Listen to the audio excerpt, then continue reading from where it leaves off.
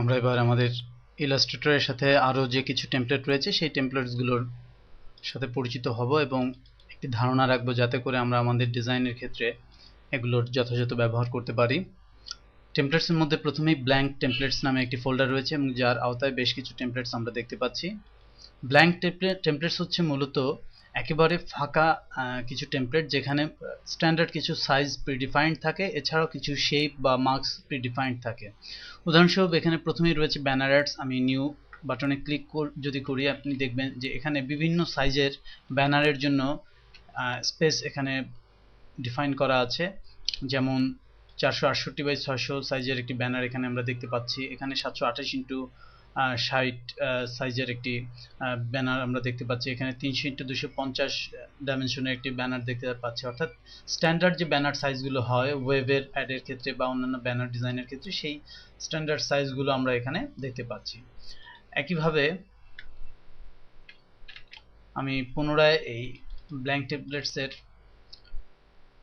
আরও একটি blank templates box নির্ধারণ করে আমি নিউ চাপছি। এখানে লক্ষ্য করুন বক্সের একটি টোটাল স্ট্রাকচার এখানে প্রদর্শিত হচ্ছে, অর্থাৎ একটি বক্স কীরকম হয় এবং তার ফ্রন্ট, ব্যাক, পুট, আপ এবং ডাউন পোর্শনগুলো কীরকম হয় সেইগুলো এখানে স্ট্রাকচার তৈরি করাই আছে। আমরা এখানে আমাদের প্রয়োজন অনুযায়ী বক্সগুলোর সাইজ ছোট বড় করে অথবা বক্সের যে ইমেজগুলো আমরা রিপ্লেস করে আমরা এখানে আমাদের প্রয়োজন অনুযায়ী একটি বক্স তৈরি করতে পারি।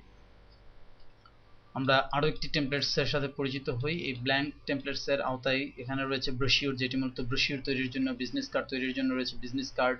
এছাড়া ইনভাইটেশন কার্ড বা অন্যান্য কার্ডসমূহের জন্য এখানে কিছু টেমপ্লেটস রয়েছে। সিডি কেস তৈরির জন্য এখানে রয়েছে একটি বিশেষ টেমপ্লেটস। আমি নিউ বাটনে ক্লিক করলে দেখব যে সিডি কেসের যে অরিজিনাল সাইজ সেই অনুযায়ী এখানে কিছু প্রিডিফাইন্ড স্ট্রাকচার তৈরি করাই আছে। আমি পুনরায় কন্ট্রোল-শিফট-এন চেপে আমি আবার টেমপ্লেটসে আসছি। এখানে ব্ল্যাঙ্ক টেমপ্লেটসে ওয়েবসাইট অ্যান্ড ডিভিডি মেনুর জন্য এখানে স্ট্রাকচার আছে। টি শার্টের জন্য একটা টি শার্ট স্ট্রাকচার দেওয়া আছে। আমরা অনেক সময় টি শার্টের উপর বিভিন্ন রকম লোগো বা ছবি বা টেক্সট বসানোর প্রয়োজন হয় এবং স্যাম্পল দেওয়ার প্রয়োজন হয়ে পড়ে, আমরা এখান থেকে সেই কাজগুলো করতে পারবো। লক্ষ্য করুন টি শার্টটি এখানে ড্র করাই আছে। এখানে একটা স্পেস আছে যেখানে আমরা ইমেজ বা অন্য যে কোনো কিছু এখানে প্লেস করতে পারি।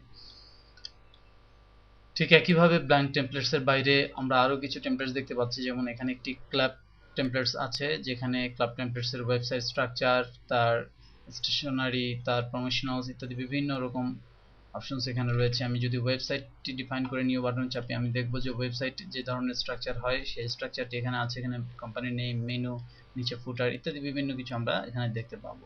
আমি এটিও ক্লোজ করছি।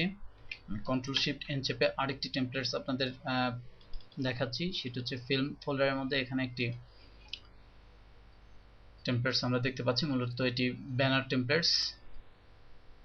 এই ধরনের টেমপ্লেটসগুলো মূলত তাদের যে টেক্সট লেয়ারগুলো এবং অবজেক্ট লেয়ারগুলোকে খুবই আলাদা আলাদাভাবে রাখে, ফলে আমি চাইলে যে কোনো টেক্সট যে কোনো সময় পরিবর্তন করতে পারি এবং সেই অনুযায়ী কাজ করতে পারি। লক্ষ্য করুন এখানে সমস্ত টেক্সট যে লেয়ারগুলো সেগুলো আলাদা আলাদা আছে এবং এতে যে ইফেক্টগুলো প্রয়োগ আছে সেটিও আমি যখন যে কোনো পরিবর্তন করছি এখানে প্রযোজ্য হচ্ছে।